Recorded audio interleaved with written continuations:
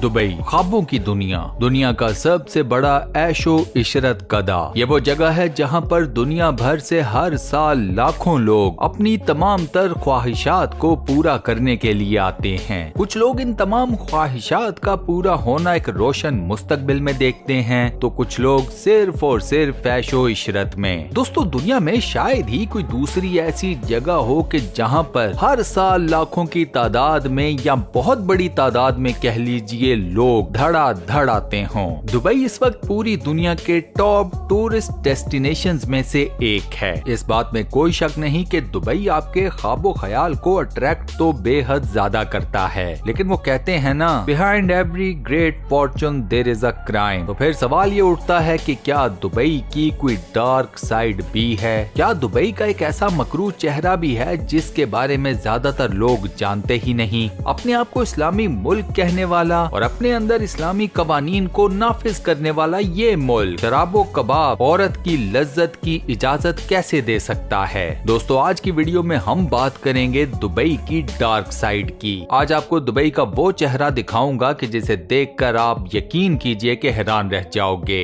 ये वीडियो आपके सामने दुबई का एक ऐसा नक्शा खींचेगी जो यकीन कीजिए कि आपके वहमो गुमान में भी नहीं होगा। इस वीडियो में बहुत मालूमात हैं और ये तमाम मालूमात जानने के लिए इस वीडियो को एंड तक पूरा जरूर देखिएगा। तो चलिए शुरू करते हैं। अरब दुनिया का ये हीरा जिसे हम दुबई के नाम से जानते हैं, इसकी सारी शानो शौकत, इसकी सारी चमक दमक, ये जिंदा है तो मॉडर्न डे स्लेवरी के ऊपर। पाकिस्तान, इंडिया और बांग्लादेश से मजदूरों की एक बहुत बड़ी तादाद को स्पेशली दुबई लेकर जाया जाता है। इन तमाम गरीब मजदूरों को बेचे जाते हैं ख्वाब, एक रोशन मुस्तकबिल का ख्वाब, एक बेहतर सैलरी पैकेज का ख्वाब, आसाइशों भरी दुनिया में रहने का ख्वाब, बेटर क्वालिटी ऑफ लाइफ का ख्वाब। ये मजदूर सबसे पहले तो लीगल वीजा फीस की सूरत में एक अच्छी खासी बड़ी अमाउंट पे करते हैं। उसके बाद जब ये दुबई में दाखिल होते हैं तो इनकी दुनिया यकसर बदल जाती है। इन लोगों से दिन के 12-12 घंटे काम लिया जाता है और इस काम के बदले जो इनको वेजेस दी जाती हैं वो बेहद कम होती हैं। ये तमाम मजदूर हफ्ते में 6 दिन काम करते हैं। एक हफ्ते में ये बनते हैं 72 यानी कि 72 आवर्स। इन 72 घंटों की जान तोड़ मेहनत के बाद इनको दी जाती हैं मूंगफलियां सैलरी की सूरत में या वेजेस की सूरत में। जो कंपनियां इन मजदूरों को दुबई लेकर जाती हैं वो सबसे पहले इनसे इनका पासपोर्ट ले लेती हैं। अब ये मजदूर दुबई में हालात से तंग आने के बावजूद वापस अपने वतन भी नहीं जा पाते।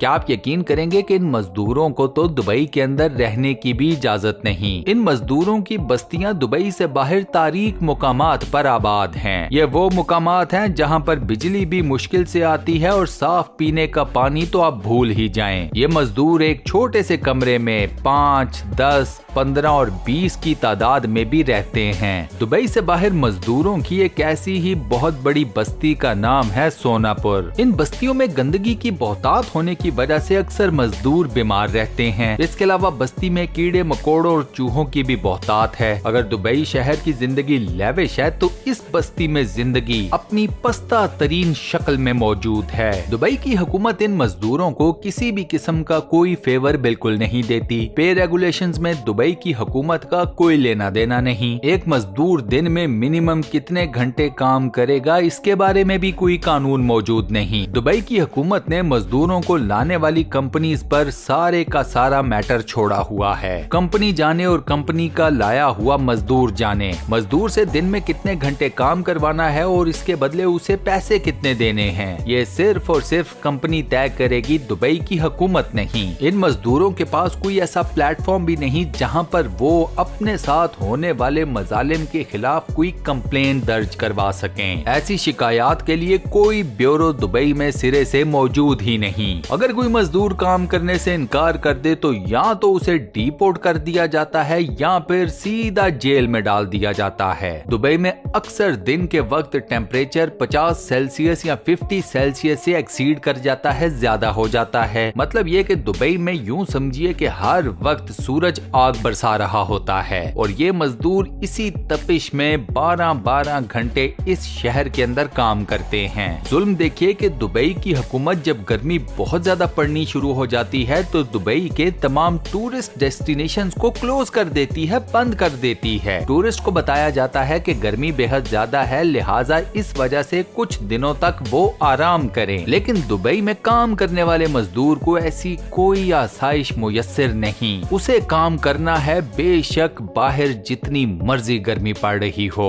इन मजालिम की वजह से पिछले कुछ सालों में दुबई के अंदर मजदूरों में खुदकुशी करने का रुझान काफी तेजी से बढ़ रहा है। एक अंदाजे के मुताबिक हर हफ्ते दुबई में 2 मजदूर खुदकुशी करते हैं और इनमें से ज्यादातर मजदूरों का ताल्लुक पाकिस्तान, इंडिया और बांग्लादेश से है। ये बात भी जहन में रखिएगा कि दुबई की टोटल आबादी का 95% पाकिस्तान, इंडिया और बांग्लादेश के ही लोगों पर बेस करता है। दुबई के अपने शहरी जिन्हें हम इमाराती कहते हैं, उनकी तादाद तो समझिए आटे में नमक के बराबर है। यही वो लोग हैं जिनके पास दुबई की सिटीजनशिप है। दुबई के कवानीन ये कहते हैं कि अगर आप इमाराती हैं तो ही आपको दुबई की सिटीजनशिप मिलेगी। आप बाहर की दुनिया से ताल्लुक रखते हैं तो आप भूल जाएं कि आपको किसी भी सूरत में दुबई की सिटीजनशिप मिल जाएगी, क्योंकि जिसके पास दुबई की सिटीजनशिप है उसके लिए जिंदगी इस शहर में समझिए बेहद आसान है। आसान तो एक तरफ आप यूँ समझिए कि अगर आपके पास दुबई की सिटीजनशिप है तो आप दुबई शहर के हर तरह से मालिक हैं। दुबई की टोटल आबादी को अगर क्लासिफाइड किया जाए तो इस टोटल आबादी की सिर्फ 3 ही क्लासेस बनती हैं। एक है सबसे अपर क्लास, वो है इमाराती, जिनके यहाँ दौलत की रेल फेल है। दुबई की हुकूमत इनके तमाम खर्चे उठाती है, इनके लिविंग स्टैंडर्ड्स का ख्याल रखती है, इनकी एजुकेशन का ख्याल रखती है। कोई इमाराती शादी करता है तो उसे दुबई की हुकूमत एक विला गिफ्ट करती है। ये इमाराती आपको दुबई की सड़कों के ऊपर अपनी लेविश स्पोर्ट्स गाड़ियों में घूमते फिरते हुए नजर आएंगे। इनमें से अक्सर इमाराती एग्जॉटिक जानवरों के बेहद शौकीन हैं। ये बब्बर शेर भी पालते हैं, शेर भी, चीते भी और दीगर कई एग्जॉटिक एनिमल। मजे की बात यह है कि दुबई के अंदर एग्जॉटिक एनिमल्स को पालने पर पाबंदी है, लेकिन इमाराती इस कानून से बालातर हैं। ये लोग जो मर्जी जानवर चाहे पाल सकते हैं। ये इमाराती तो आपको अक्सर अपने एग्जॉटिक एनिमल्स को अपनी महंगी तरीन गाड़ियों में बिठाकर दुबई की सड़कों के ऊपर घूमते फिरते हुए भी नजर आते हैं। ये वो क्लास है जिसे दुबई की लोअर क्लास से कोई लेना देना नहीं।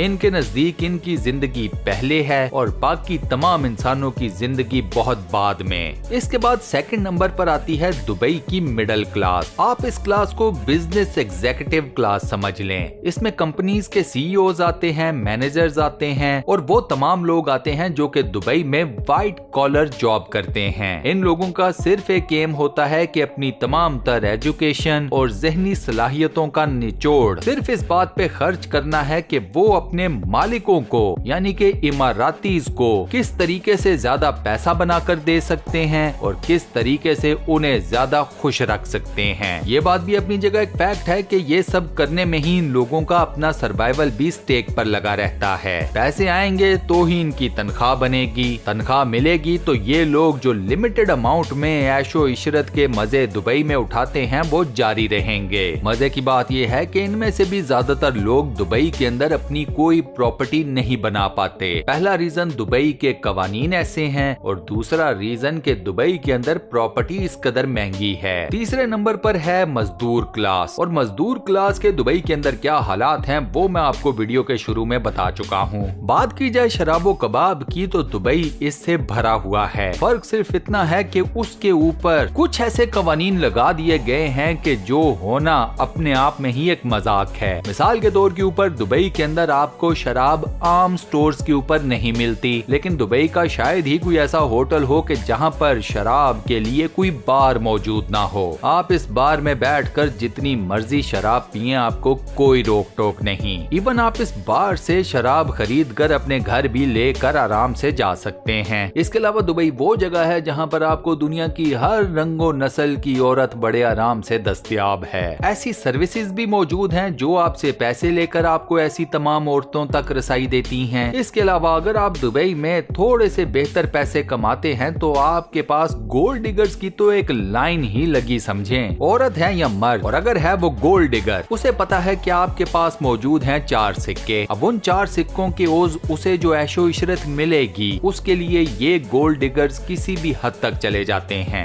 शेख राशिद अल मखतूम, जिसे दुबई का चेहरा कहा जाता है, इस शख्स के बारे में इसकी अपनी फैमिली ही ये कहती है कि इससे बड़ा जल्लाद कोई मौजूद नहीं। इस शख्स के लिए अगर कोई चीज अहमियत रखती है तो वो है इसका अपना इमेज और दुबई को हर चीज में दुनिया भर से पहले नंबर पर लेकर आना। यह शेख राशिद ही है जिसकी वजह से इस वक्त दुनिया की सबसे ऊंची बिल्डिंग बुर्ज अल खलीफा भी दुबई के अंदर मौजूद है। यहाँ पर वो डांसिंग फाउंटेन भी मौजूद है जो कि आपको सिर्फ दुनिया के 2 ही शहरों में नजर आएगा, एक लास वेगस और दूसरा दुबई। इसी शेख राशिद की वजह से दुबई में बुर्ज अल अरब भी है जो कि दुनिया का वाहिद 7 स्टार होटल है। ये वो होटल है जहाँ पर शराब के एक जाम की कीमत मिनिमम $40 है। दोस्तों सोचिए जरा कि एक शहर जिसके अंदर शराब के एक जाम की कीमत मिनिमम $40 है, उसी शहर से बाहर कुछ फासले के ऊपर गरीबों की एक ऐसी बस्ती भी है जहाँ पर साफ पीने का पानी मुयस्सर ना हो। ये है दुबई का वो चेहरा कि जिसके बारे में ज्यादातर लोग जानते ही नहीं। दुबई से मुतल्लिक इन्हीं चंद फैक्ट्स के साथ मैं अपनी आज की इस वीडियो को यहाँ पर करता हूँ दी एंड। आप दोस्तों से ये सवाल है कि आप में से कौन कौन दुबई जा चुका है, उसने दुबई को कैसा पाया,